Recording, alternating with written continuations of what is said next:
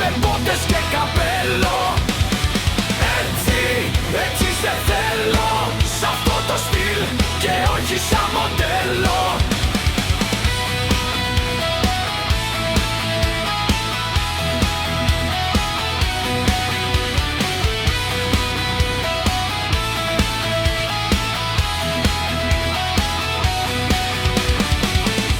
Το ξέρω πως μεγάλωσες στην αριστοκρατία, μα τώρα που με γνώρισες σου δίνεται η ευκαιρία που και που να νιώσεις πιο μαγκάκι και να ελευθερωθείς λιγάκι.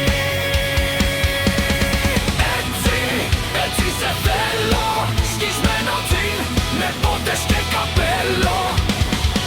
Έτσι, έτσι σε θέλω, σ' αυτό το στυλ και όχι σαν μοντέλο.